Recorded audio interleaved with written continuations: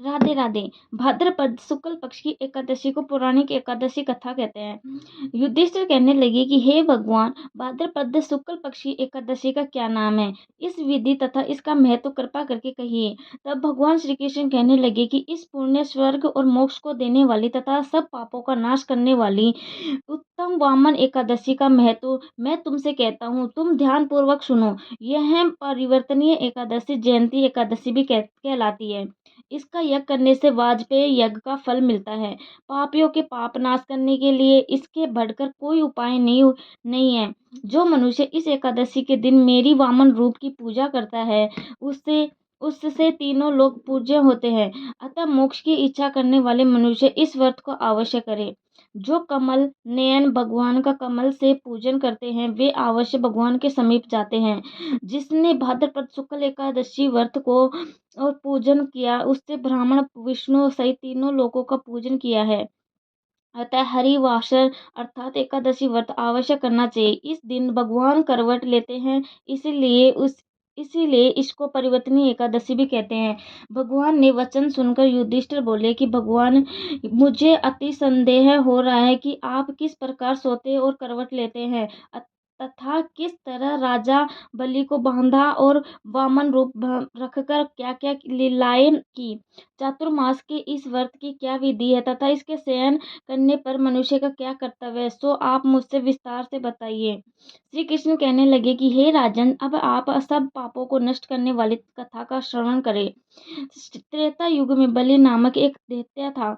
वह मेरा परम भक्त था। विविध विविध प्रकार के वेद सूक्तों से मेरा पूजन किया करता था और नित्य ही ब्राह्मणों का पूजन और तथा यज्ञ के आयोजन करता था। लेकिन इंद्र से द्वेष के कारण उसने इंद्रलोक तथा सभी देवताओं को जीत लिया। इस कारण सभी देवता एकत्र होकर सोच विचार कर भगवान के पास गए। बृहस्पति सहित इंद्रादिक देवता प्रभु के निकट जाकर और नमस्तक होकर वेद मंत्रों द्वारा भगवान का पूजन और अस्तित्व करने लगे। अतः मैंने वामन रूप धारण करके पांचवा अवतार लिया और फिर अत्यंत तेजस्वी रूप से राजा बलि को जीत लिया।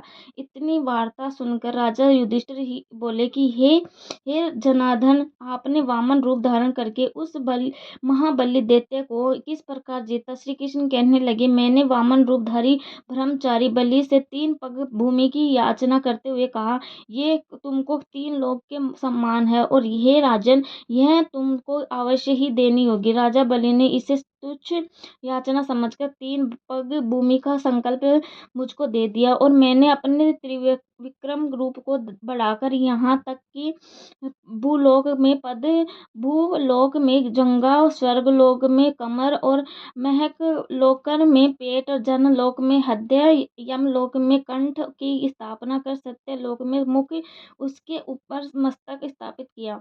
सूर्य, चंद्रमा आदि सब ग्रह गण, योग, नक्षत्र, इंद्रादिक देवता और शेष आदि सब नागणों ने विविध प्रकार से वेद सूक्तों से प्रार्थना की। तब मैंने राजा बलि का हाथ पकड़कर कहा कि हे राजन, एक पद से पृथ्वी, दूसरे से सर्वलोक पूर्ण हो गए हैं। अब तीसरा पद कहाँ रखूं? बलि ने अपना सिर झुका लिया और मैंने अपने पैर उसके मस्तक पर रख दिया, जिससे मेरा वह भक्त पाताल को चला गया। फिर उसकी विनती और विनम्रता को देखकर मैंने कहा कि हे बलि, मैं सदैव तुम्हारे निकट ही रहूंगा। विरोचन पुत्र बलि से कहने लगे, पर भाद्रपद शुक्ल पक्ष की एकादशी के दिन बलि के आश्रम पर मेरी मूर्ति स्थापित हुई।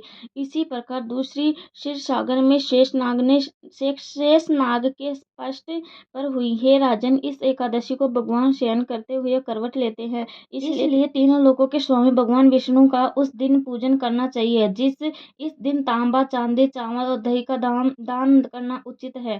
रात्रि को जागरण अवश्य करना चाहिए। जो विधि पूर्वक इस एकादशी व्रत करते हैं, वे सब पापों से मुक्त होकर स्वर्ग में जाकर चंद्रमा के समान प्रकाशित होते हैं और यश पाते हैं। जो पापनाशक इस कथा को पढ़ते हैं या सुनते हैं, उसको 1000 अश्वमेघ यज्ञ का फल प्राप्त होता है।